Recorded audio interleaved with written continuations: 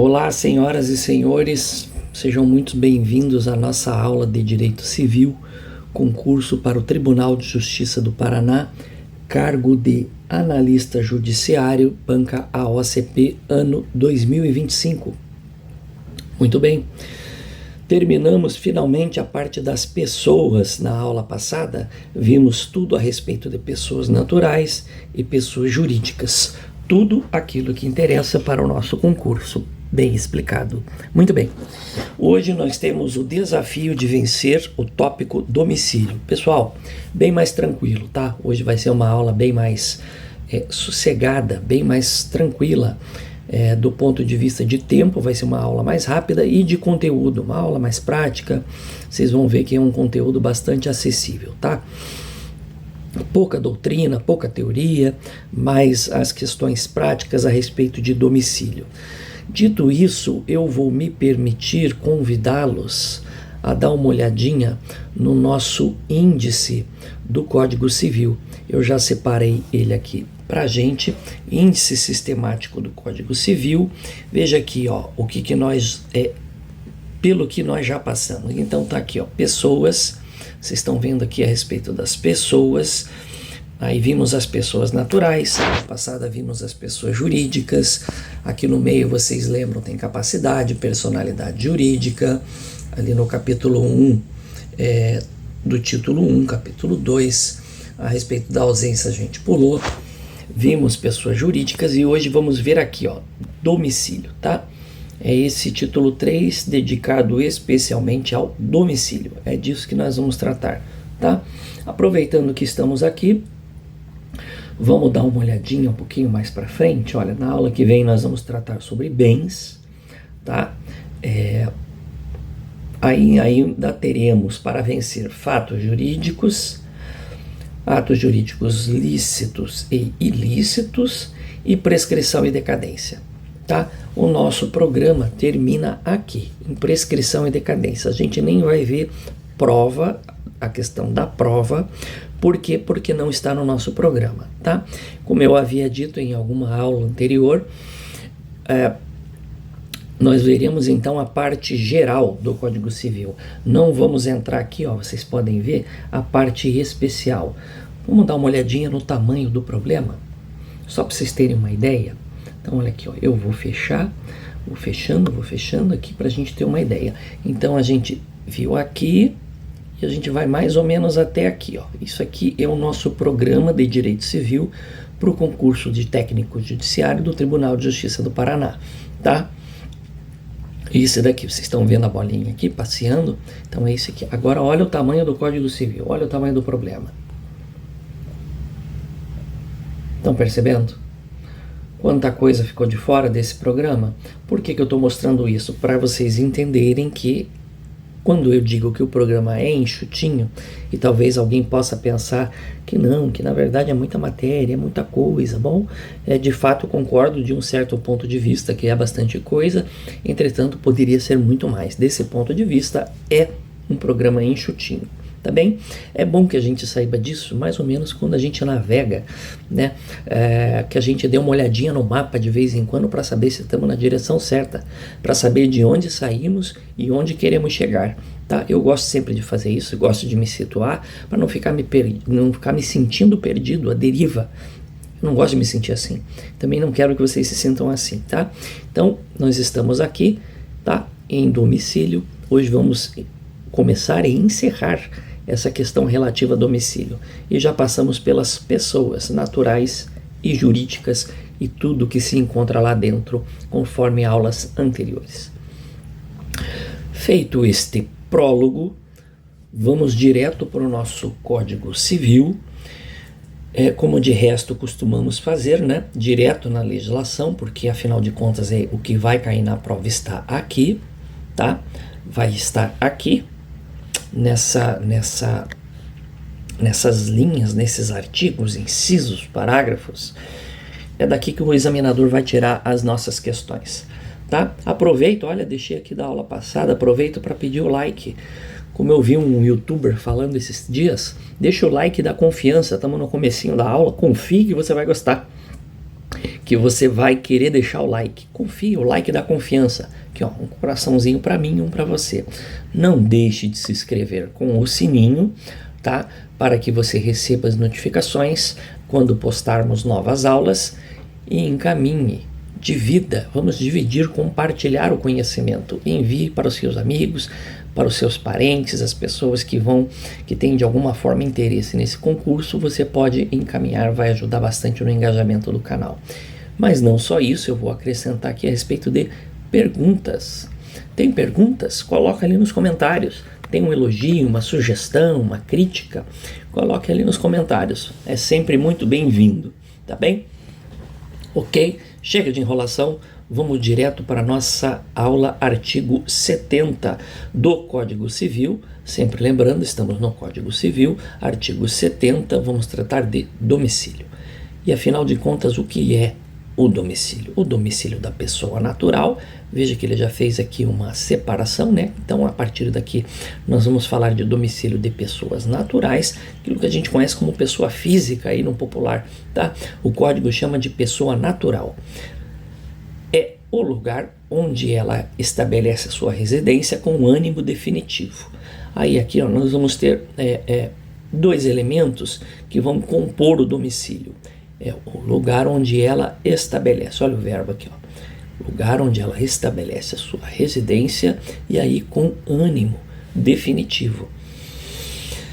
Aqui nós temos o seguinte, para a gente compreender, tem uma parte que ela é objetiva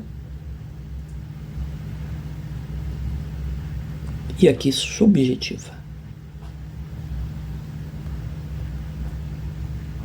Como assim, Rafael? Não entendi. É simples. Aqui é você pode entender objetiva como algo mais palpável, algo externo à pessoa natural, porque afinal de contas ela estabelece, é ela, pessoa natural, que estabelece onde é que ela vai morar. Ela escolhe, é ela que vai dizer, ela tem liberdade para dizer onde vai ser a sua residência. Só que não basta isso, tá? Não basta que ela diga, é preciso que tenha um ânimo definitivo. Como assim um ânimo definitivo? Que ela decida que vai ficar. Não é uma estadia, por exemplo, uma pessoa que viaja vai ficar temporariamente num lugar, num hotel, ou numa pousada, etc. Não, aqui nós estamos falando de ânimo definitivo, por isso subjetivo, que diz respeito ao sujeito, a uma parte, é uma questão interna do sujeito, tá? O ânimo, tá legal? Ânimo de definitividade. Tá legal, bem compreendido então o que é a definição. E aqui é importante, pessoal, a gente ressaltar que esse dispositivo ele traz uma definição, ou seja, a própria lei traz uma definição do que é o domicílio da pessoa natural. Por isso que eu circulei aquela hora ali, há instantes atrás, o porque ele está dizendo o que é uma definição, tá? Pode vir na nossa prova, claro. Pode vir questionando a respeito do que é o domicílio da pessoa natural, tá? Pode vir, acho um pouquinho menos provável que venha isso aqui, mas pode ter um problema, enfim. Aí você sabendo que a pessoa, para ter o seu domicílio, precisa estabelecer a sua residência com um ânimo definitivo, não importa o problema que venha, você vai resolver. Tá legal? Muito bem. Artigo 71. Se, porém, a pessoa natural, ainda estamos falando dela, tiver diversas residências, opa, aqui temos uma situação nova, onde alternadamente viva, considerar-se-á domicílio seu qualquer delas. Aqui ele gosta o legislador vira e mexe, gosta de dar uma complicada. Domicílio seu qualquer delas. Veja bem. Pessoal, nada demais, tá? A pessoa aqui, imagine que ela tem 2 domicílios, digamos que ela more, para ficar aqui no sul do Brasil, imagine que ela more em Curitiba e tenha negócios também, e tenha uma residência, vamos ficar por residência por enquanto, tá? Em Guaratuba. Tá? Então ela tem negócios, ela reside em Curitiba e tem uma residência em Guaratuba, onde costuma alternativamente, mora um tanto lá, um tanto cá, vai para a praia, vem para a capital e assim por diante. Se essa pessoa natural, estamos falando dela, tiver diversas residências, pode ser mais em uma. Imagine também que essa pessoa tenha outra residência em Maringá, para ficar aí no âmbito do estado do Paraná, tá?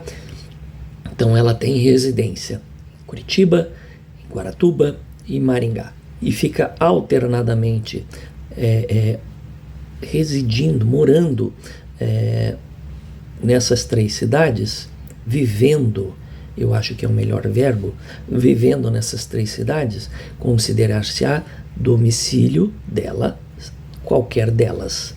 Entendeu? Simples, né, pessoal? Até eu me confundi um pouquinho. Fui falar do legislador e eu também me confundi. Mas ficou fácil aqui com um exemplo, né? Se ela tem 3 residências e vive nas 3, alternadamente, qualquer delas é considerado domicílio. Se vier um problema aqui, eu imagino mais questões com problema, tá? Um probleminha, o fulano mora na cidade A, mora na cidade B, qual que é o domicílio? Aí ele vai trazer as alternativas. A, B, A e B, e não sei o que, e vai fazer uma confusãozinha. Você precisa dominar as regras, saber que se tiver diversas residências onde alternadamente viva, você precisa saber que é domicílio qualquer delas. Entendeu? É mais ou menos assim que vai vir na sua prova. Tá legal? Muito bem. Vamos seguir. Artigo 72. É também domicílio, veja que é mais uma regra de domicílio da pessoa natural.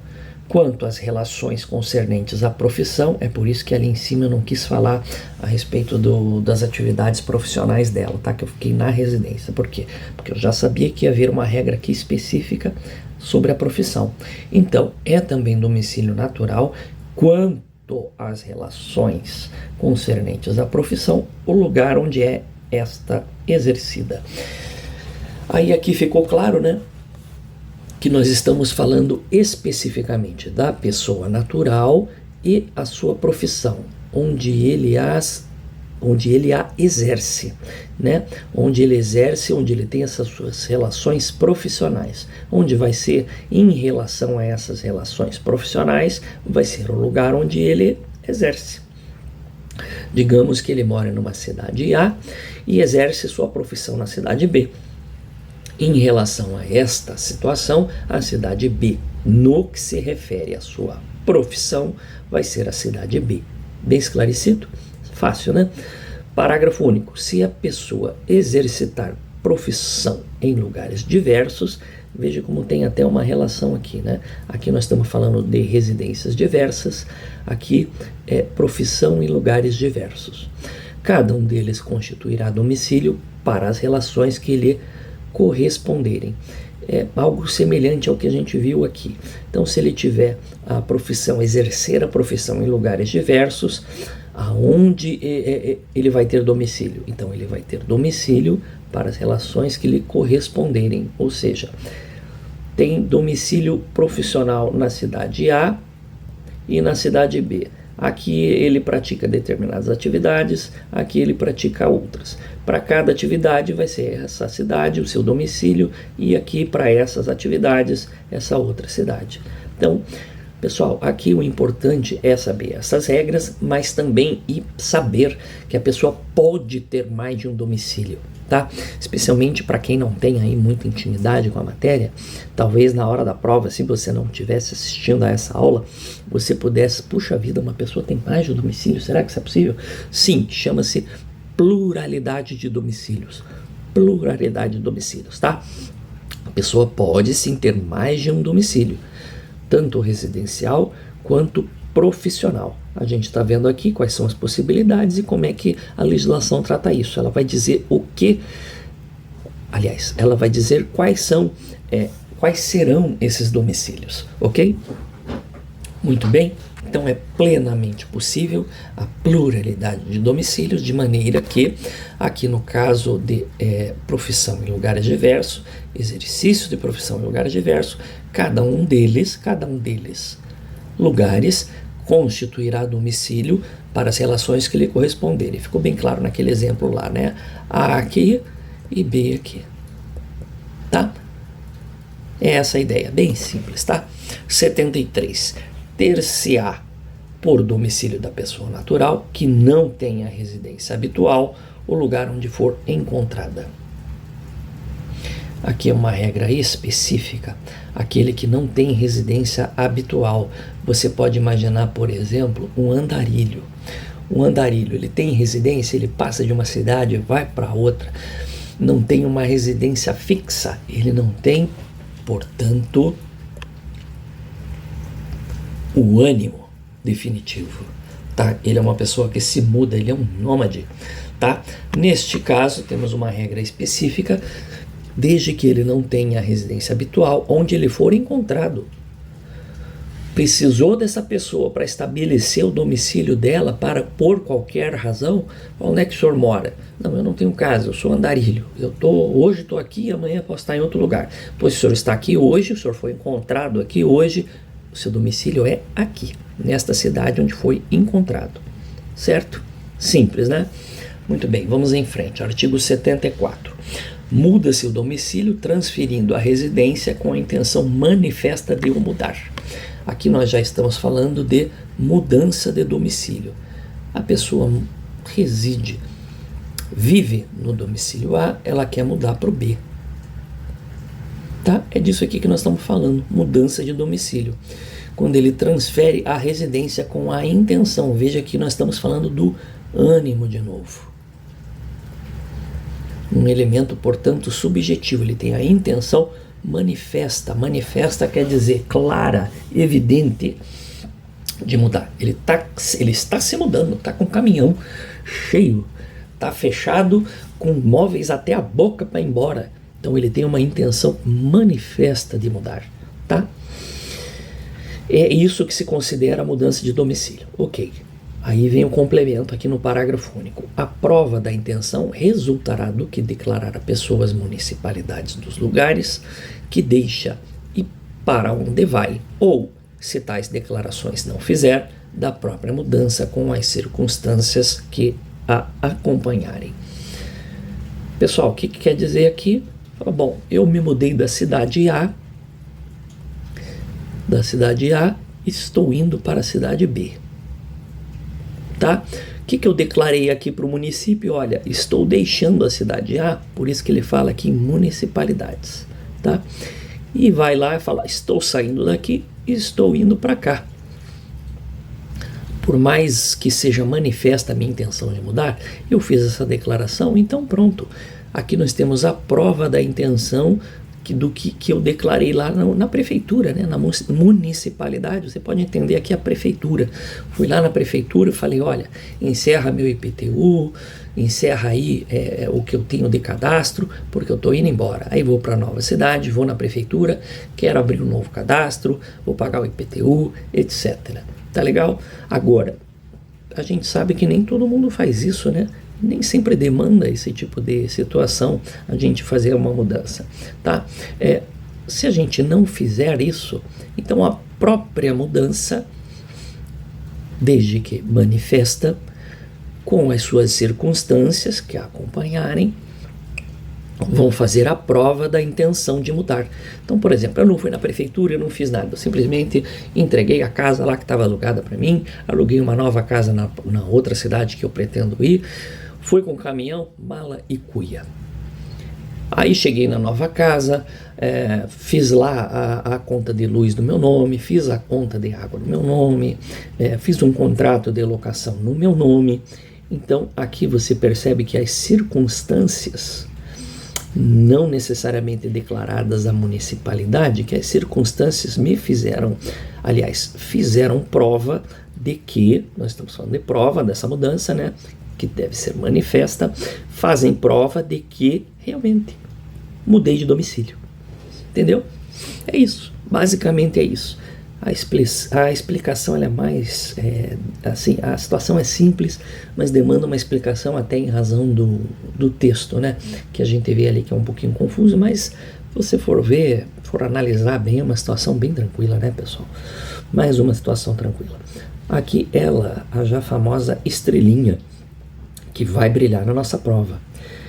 Quanto às pessoas jurídicas, mudamos, saímos da pessoa natural, estamos com as pessoas jurídicas. Vai dizer o domicílio é. Pegou? Legal. Quantas pessoas jurídicas, o domicílio é a União, da União, o Distrito Federal. Então, qual é o domicílio da União? O que é a União? União dos Estados. Tá? Pessoal, aqui tem um conceito de teoria geral do Estado, diferença entre Brasil e União. Eu não quero entrar nisso, tá? Porque não tem necessidade, até porque o que interessa é o que está escrito aqui, mas só para você não ficar vagando nesse deserto de informações, para que você tenha ao menos uma bússola para se orientar. Entenda que quando ele fala união, você pode pensar união de estados, tá? Que estados? Os estados brasileiros, Rio Grande do Sul, Santa Catarina, Paraná, São Paulo, Rio de Janeiro, etc. E o Distrito Federal. Tá? Da União vai ser aonde? Vai ser o Rio de Janeiro? Não, vai ser o Distrito Federal, a capital, tá? O legislador elegeu o domicílio da União, o Distrito Federal. Bem óbvio, né? Afinal de contas, é a capital, tá? Então, o domicílio dos estados e territórios, as capitais. Rio de Janeiro, Rio de Janeiro. São Paulo, São Paulo. Paraná, Curitiba. Santa Catarina, Florianópolis. E assim por diante, tá? As respectivas capitais vão ser o domicílio das pessoas jurídicas, estados, ok? Já vimos isso lá na aula anterior, que são pessoas jurídicas de direito público. Essas aqui, né?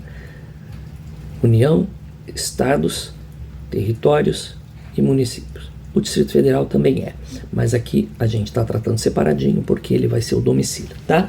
Mas bem compreendido que são pessoas jurídicas de direito público e que seus domicílios respectivos são estes aqui, tá? Do município onde funciona a administração municipal. Vai ser a prefeitura, né? Vai ser a prefeitura o domicílio. Aí é para ter um endereço, né? Porque não teria sentido um município ter o seu domicílio em outro município. Tem que ser dentro do próprio município. Então vai ser onde funciona a administração, ok? Vai ser aquele endereço. Aí ele vai falar das demais pessoas jurídicas, que não estas, né? O lugar onde funcionar as respectivas diretorias e administrações. Esse é o critério, tá? Ou onde elegerem domicílio especial no seu estatuto ou atos constitutivos.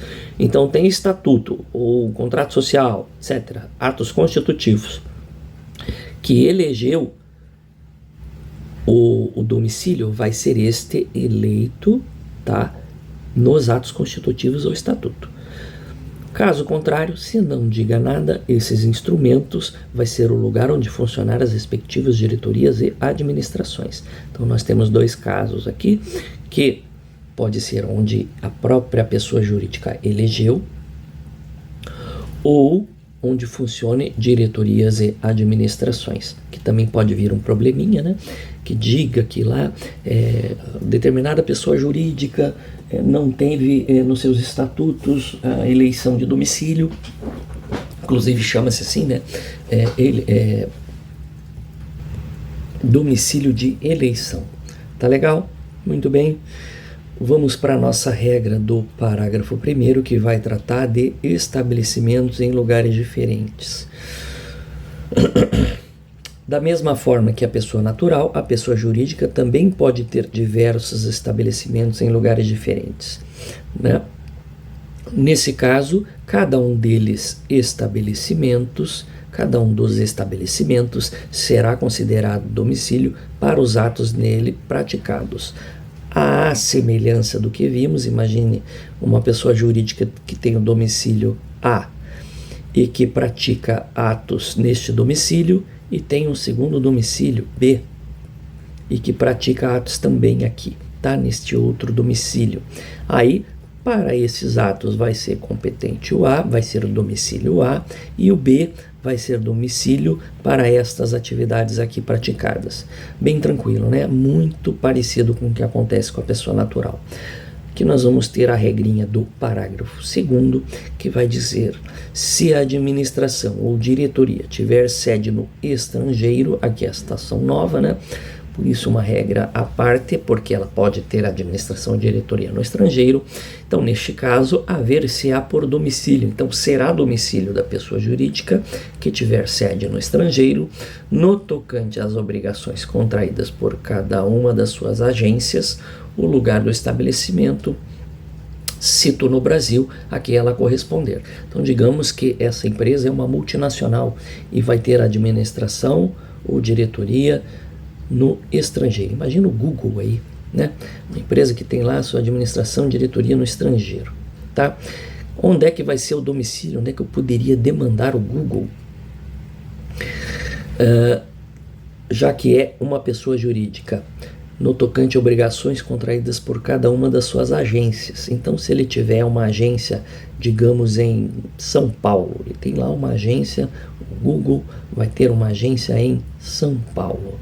As obrigações que ele contrair aqui, São Paulo, né? O Google, as obrigações que ele contrair aqui vai ser o lugar, e que ele tem uma agência aqui, né?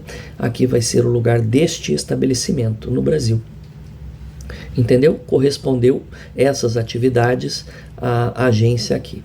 Ficou bem claro, né? Acho que ficou claro. Então, ele tem uma agência em São Paulo. Eu vou usar outra caneta porque ela fica apagando, está me atrapalhando.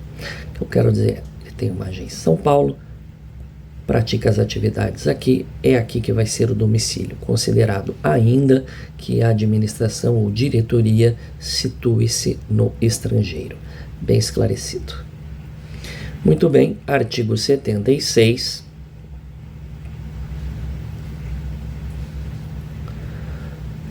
Tem domicílio necessário o incapaz, o servidor público, o militar, o marítimo e o preso. Aqui nós já estamos tratando de uma outra figura, o domicílio necessário.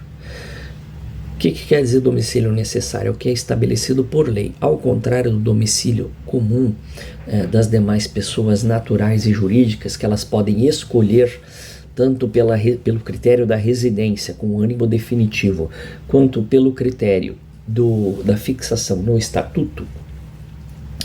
Aqui é a lei que vai dizer que para essas pessoas o domicílio é necessário. Então, necessariamente essas pessoas terão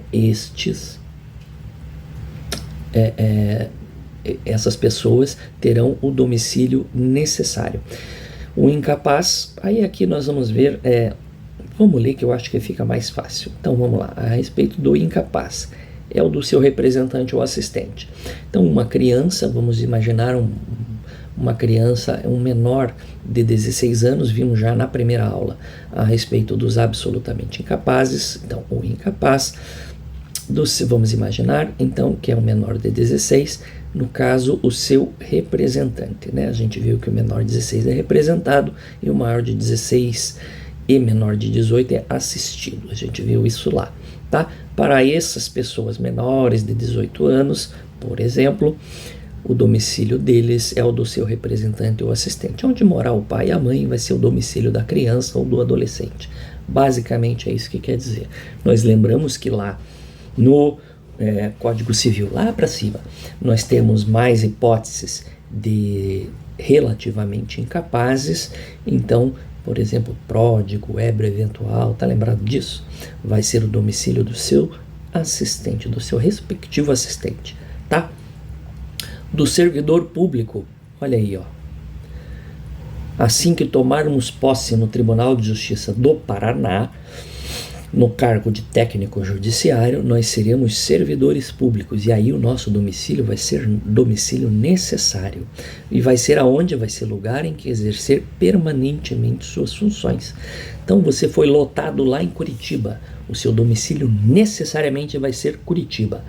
E assim por diante, Ponta Grossa, Umuarama, Maringá, Londrina, onde você tomar posse e exercer permanentemente suas funções. Você não pode estar, por exemplo, acontece de vez em quando, emprestado. Você é, digamos, servidor em Ponta Grossa e foi emprestado para Rio Negro, né? O seu domicílio não muda, Por quê? Porque não é permanente essa mudança. Você só foi lá dar uma mão, dar uma força para o pessoal de Rio Negro, mas você vai voltar. Você está lotado permanentemente em Ponta Grossa, no nosso exemplo, né? Então, tem que ser permanente, tá? Aí você vai ter o domicílio necessário. Tudo bem? O militar, muito semelhante ao que acontece aqui. Vamos ver como é que funciona o do militar onde servir. Claro, onde ele está servindo vai ser o domicílio dele, tá?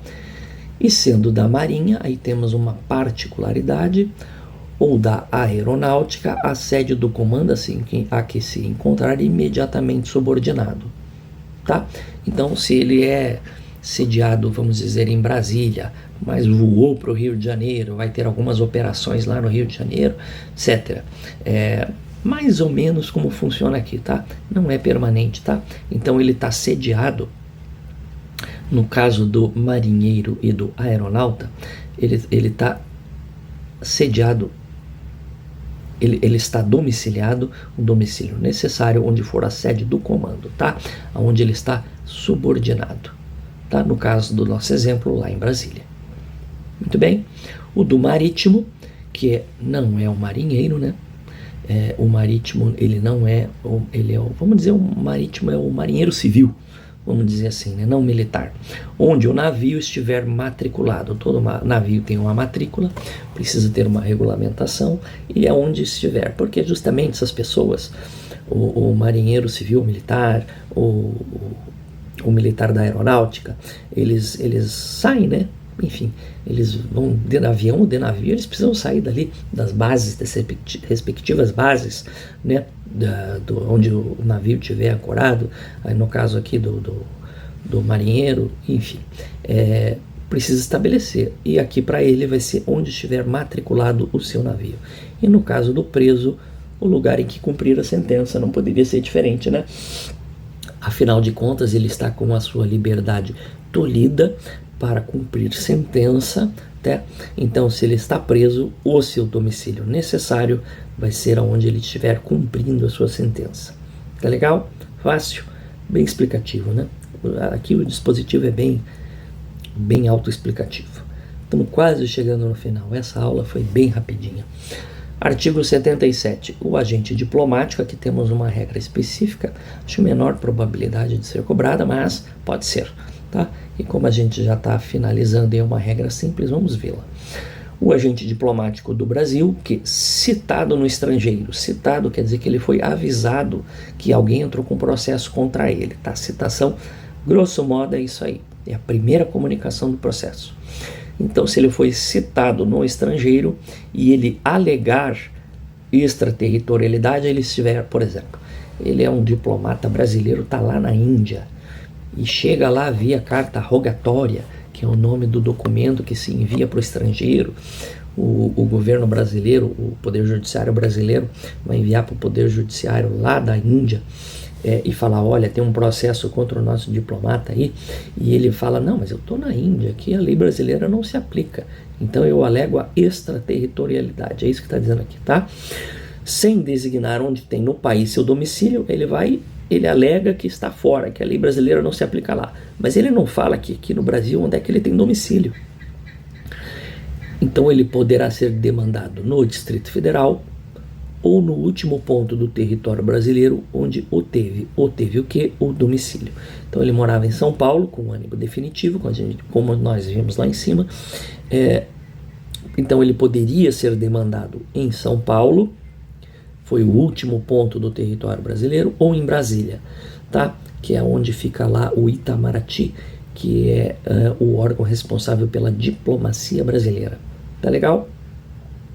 Fácil, tranquilo, mas pouco provável de ser cobrado em prova, mas pode ver, vamos estar preparados. Artigo 78, nos contratos escritos, eu vou até marcar, porque isso aqui pode ser uma pegadinha, né? Por exemplo, se ele elimina isso aqui, em qualquer contrato, não, tá errado. Nos contratos escritos poderão, aqui outra palavrinha que eu vou deixar marcada, vou até trocar, poderão os contratantes especificar domicílio onde se exercitem e cumpram os direitos e obrigações deles resultantes. Aqui, pessoal, nós estamos falando da eleição de domicílio, tá? Em contratos. Então, nos contratos é disso que se trata, escritos, tá? Isso aqui é importante porque pode ser objeto de pegadinha.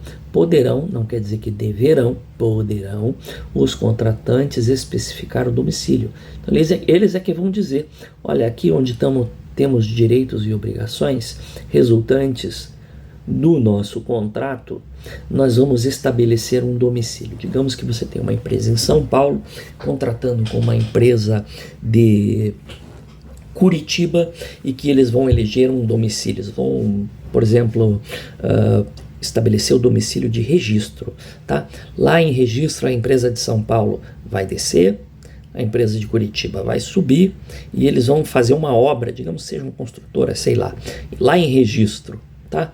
Então aqui você tem São Paulo, aqui você tem Curitiba e eles vão prestar serviços lá de construção civil lá em registro. Eles podem eleger, afinal de contas, a empresa é de Curitiba, a outra é de São Paulo, eles podem eleger o domicílio de registro? Claro que podem, com base aqui no artigo 78. Como assim? Então, é um contrato escrito que eles têm e eles podem especificar o domicílio, no caso o registro, onde vão exercitar e cumprir os direitos e obrigações resultantes do contrato que fizeram previamente. Entendeu? Fácil. Fizeram um contratinho, tem em outra cidade, por exemplo, não necessariamente, mas por exemplo, e poderão estabelecer esta cidade como seu domicílio, tá? Para aquelas atividades que estão gerando direitos e obrigações recíprocos. Tá legal, pessoal? Nossa aulinha hoje foi bem mais tranquila, uma aula mais prática, né, de fácil entendimento. Espero que tenham gostado. Espero, sinceramente, que deixem um like aqui, como eu deixei para vocês, ó, um coraçãozinho para você, um para mim. Siga com o sininho, compartilhe e deixe suas dúvidas ali nos comentários. Isso vai ajudar bastante o nosso trabalho, vai nos incentivar a continuar fazendo e postando aulas para o nosso concurso do Tribunal de Justiça do Paraná. Tá legal? Um grande abraço a todos e até a próxima. Tchau!